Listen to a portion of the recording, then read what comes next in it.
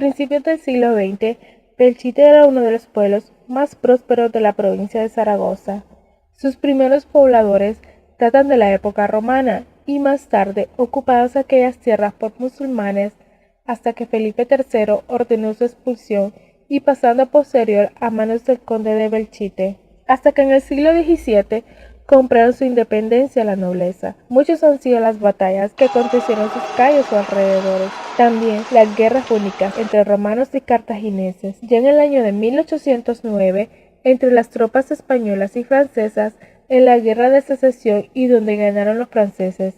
Además, el nombre de Belchite fue hecho inscribir en el Arco del Triunfo de París por Napoleón. Ya en el año de 1838 también sufrió la guerra carlista y ya en el verano de 1937, en plena guerra civil española, el ejército republicano arrasó el pueblo defendido por las naciones de Franco. Finalizada la guerra, el general Franco en un discurso planteó: "Yo os juro que sobre estas ruinas de Belchite se edificará una ciudad hermosa y amplia como homenaje a su heroísmo sin par". Y así fue. La construcción del nuevo Belchite fue realizada por prisioneros de guerra y así Franco se vengaba de aquellos que destrozaron el pueblo. Ya en el año de 1946, los vecinos más afines al régimen pudieron ocupar las primeras y mejores casas, quedando inaugurado en 1954, y ya a finales de los años 60 se consumó el traslado definitivo. Así pues, el viejo pueblo de Belchite permanece desde entonces como monumento histórico a los defensores del pueblo durante la sangrienta batalla del año de 1937.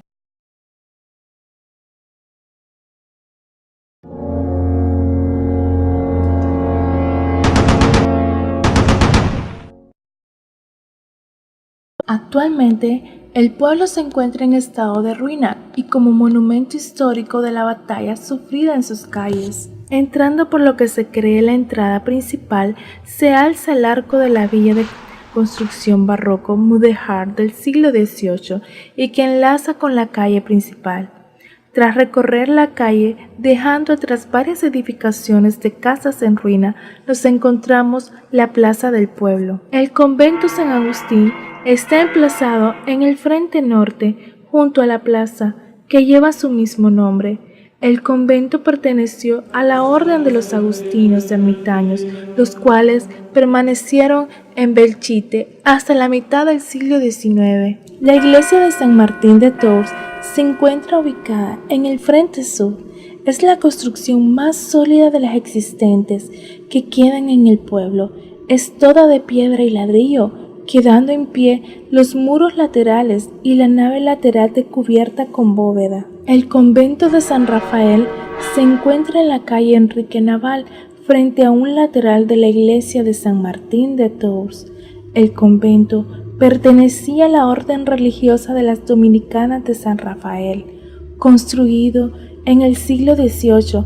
En la guerra de 1936 fue uno de los edificios que más afectados quedó. Y en medio del pueblo, en una gran plazoleta, se halla la Torre del Reloj, un imponente pero semiderruido reloj del sol, aún duradero al paso de los años.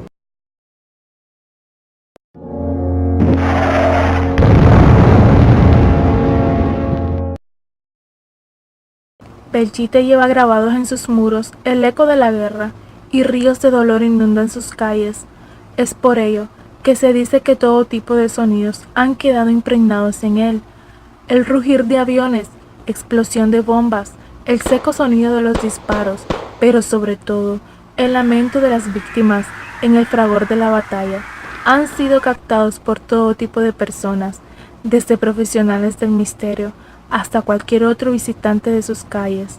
Sombras que desaparecen en el interior de las casas, fotografías en las que aparecen siluetas extrañas y el retumbar de campanas de alguna de sus iglesias nos recuerda que para Belchite Viejo la guerra nunca acabó.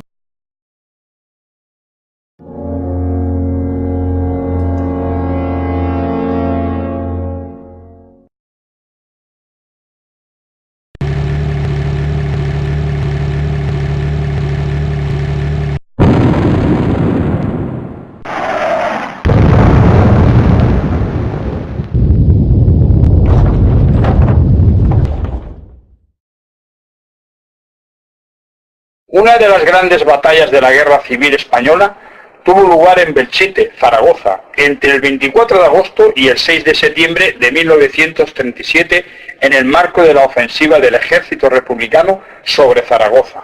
Después del fracaso intento de demorar el avance de los nacionales en el norte mediante el ataque de Brunete, el gobierno republicano, presidido por Juan Negrín y con Indalecio Prieto como ministro de Defensa, decide llevar a cabo una nueva ofensiva en Aragón, con el mismo objetivo que la anterior: ralentizar el avance de las fuerzas franquistas en el frente del norte y su intento de la conquista de Santander.